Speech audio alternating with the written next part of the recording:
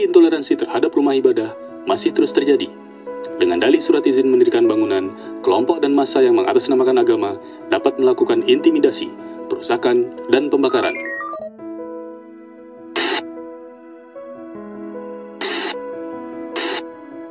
Pemirsa, hari ini terjadi lagi bom bunuh diri di Indonesia. Bom tersebut meledak di salah satu rumah ibadah di Solo. Akibat kejadian itu, seorang anak muda tewas mengenaskan, diduga sebagai pelaku bom bunuh diri. Belasan orang terluka. Apa yang sedang terjadi di negeri ini? Aku harus mencari jawabannya.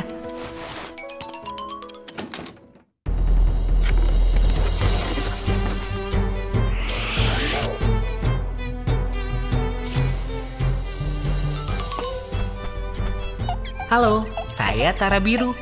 Yuk kita cari tahu tentang Nusantara. Dulu Indonesia adalah kerajaan-kerajaan yang terpisah dengan latar belakang agama yang berbeda, seperti kerajaan Hindu, Buddha, maupun Islam. Momentum kebangsaan menyatukan Nusantara yaitu Sumpah Pati Gajah Mada yang kita kenal dengan Sumpah Palapa.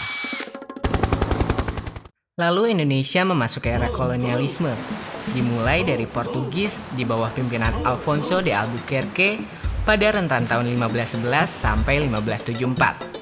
Lalu Spanyol pada periode 1521 sampai 1646. Dan Belanda yang lebih lama pada masa periode 1595 sampai 1942. Tahun 1908, sekelompok pemuda mulai berjuang melawan penjajah.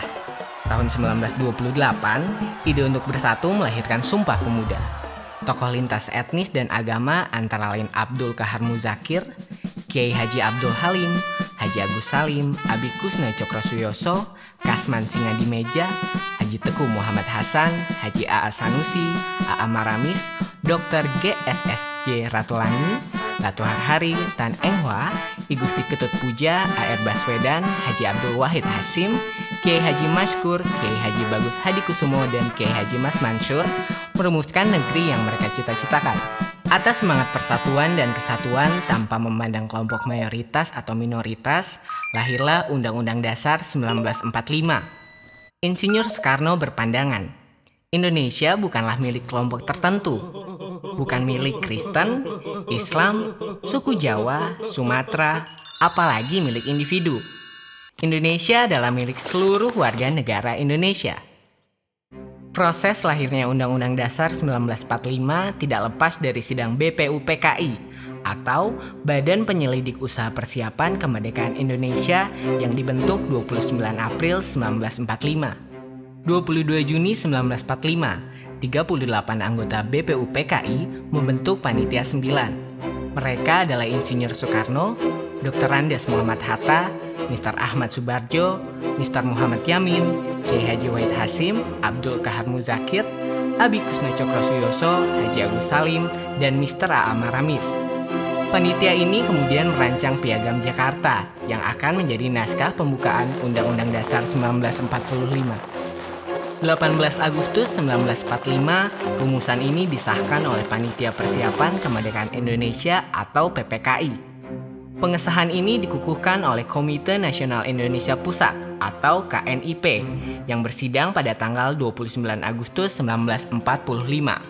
Saat ini, Undang-Undang Dasar 1945 adalah hukum dasar tertulis atau Basic Law dari Konstitusi Pemerintahan Negara Republik Indonesia. Undang-Undang Dasar 1945 adalah jalan keluar yang memayungi kepastian hukum masyarakat Indonesia yang beragam.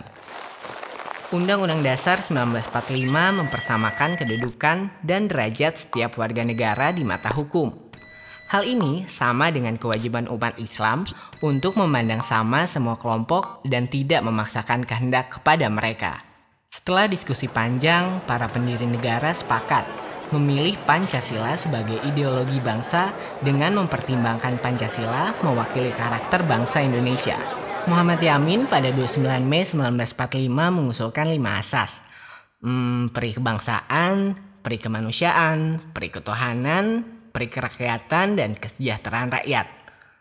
Lalu Supomo pada 31 Mei 1945 mengusulkan asas persatuan, keseimbangan lahir dan batin, kekeluargaan, keadilan rakyat, dan musyawarah. 1 Juni 1945, Insinyur Soekarno mengusulkan 5 asas Pancasila, yaitu nasionalisme dan kebangsaan Indonesia, internasionalisme dan perikemanusiaan, mufakat dan demokrasi, kesejahteraan sosial, serta ketuhanan yang Maha Esa. Kelima asas usulan Insinyur Soekarno ini jika diperas menjadi 3 sila, yaitu sosionasionalisme, sosiodemokrasi, serta ketuhanan yang berkebudayaan. Dan jika diperas menjadi 1 sila, yaitu gotong royong. Ini menggambarkan karakter bangsa Indonesia. Pancasila melahirkan sistem demokrasi terbaik bagi Indonesia, yang memiliki keragaman kelompok masyarakat dan keyakinan beragama. Demokrasi Pancasila dapat menekan upaya kelompok-kelompok yang ingin menerapkan agama sebagai ideologi bangsa. Ketakwaan terhadap Tuhan tidak hanya sebatas ritual, tetapi juga bagaimana kita berakhlak baik kepada orang lain yang berbeda. Sila-sila dalam Pancasila itu sama dengan nilai-nilai dalam Islam. Sila pertama mengajarkan kita ketakwaan terhadap Tuhan.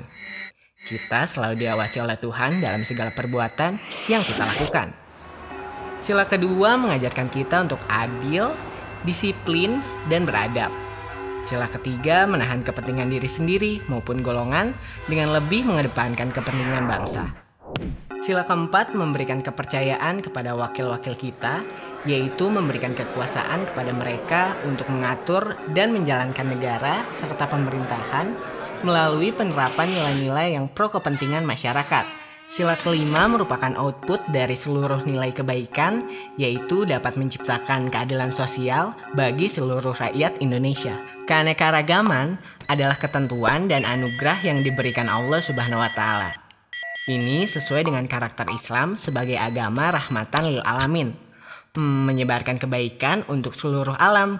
Perwujudan keanekaragaman inilah yang terwakili dalam slogan Bhinneka Tunggal Ika. Kawan-kawan, perpecahan mengancam bangsa kita. Eksistensi Islam tumbuh dan terus berkembang hingga kini karena Islam menyesuaikan dengan kondisi yang ada pada setiap negara. Syariat Islam tidak bertujuan mendirikan negara Islam, melainkan bagaimana kita membangun sebuah negara dengan menjalankan nilai-nilai Islami yang syarat akan kebaikan. Jika sekelompok orang ingin mengganti konstitusi hukum kita dengan syariat Islam, itu bukan jalan keluar yang bijak bagi Indonesia yang heterogen. Pada masanya, Rasulullah membuat piagam Madinah yang berisi kesepakatan damai, menerima perbedaan, menghormati agama lain, dengan memberikan jaminan keselamatan dan perlindungan dalam menjalankan ritual keagamaan mereka. Itulah agungnya Rasulullah. Kita berkewajiban memerangi upaya pemecah belahan yang dilakukan oleh teroris dan kelompok radikal yang hanya mementingkan kelompoknya sendiri dan seolah dibenarkan oleh agama sesuai penafsiran mereka. Indonesia besar karena sikap toleransi yang bisa menerima perbedaan dengan bijak. Daripada Anda merebutkan kegelapan, nyalakan saja lilin untuk menerangi. Lebih baik kita berpikir untuk mencari solusi daripada saling menyalahkan.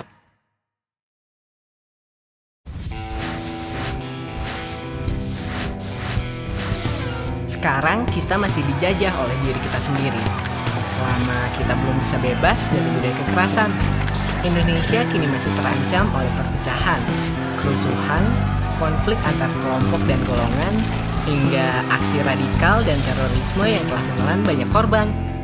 Banyak yang memandang Indonesia dari sisi negatif, dan lupa bahwa Indonesia memiliki banyak sisi positif. Yuk kita coba lihat Indonesia dari kacamata luar. 9 Juli 2011, sebanyak 5.100 warga Amerika, Peru, Argentina, dan negara-negara lainnya berkumpul di Monumen Nasional Washington, Amerika. Mereka peserta pemecah rekor dunia dengan pemain angklung terbanyak di dunia yang dipimpin seniman angklung Indonesia, Daeng Ujo. Saat ini, angklung mendapat pengakuan oleh UNESCO sebagai warisan dunia. Nah, komposer terkenal Ben McCreary yang pernah menjadi komposer dari soundtrack TV Battlestar Galactica menggunakan alat musik gamelan sebagai pengisi suara untuk video game Socom 4. Seorang pria dari London, Matthew Cohen, mempelajari wayang dan menjadi dalang yang cukup handal.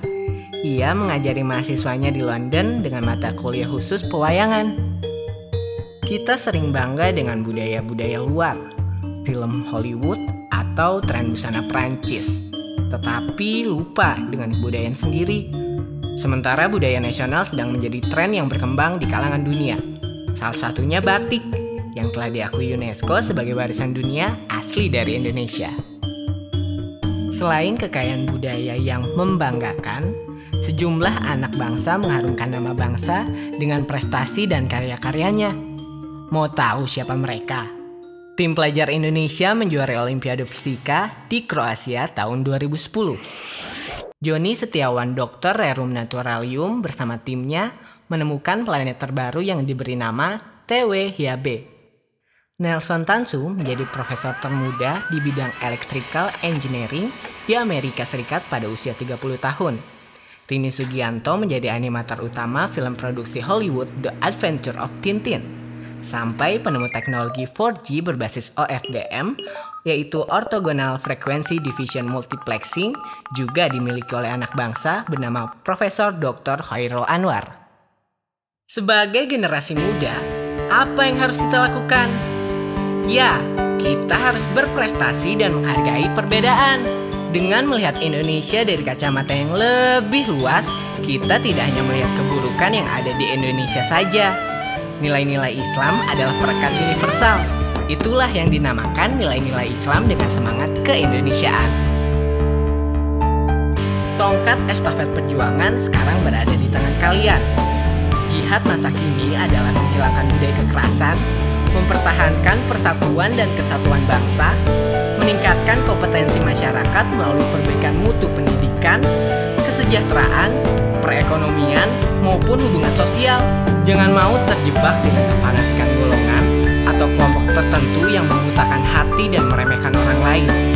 Kalian adalah agen perubahan sosial bagi Indonesia yang dapat meneruskan nilai-nilai positif budaya Indonesia. Pemuda Indonesia, ayo bangkit!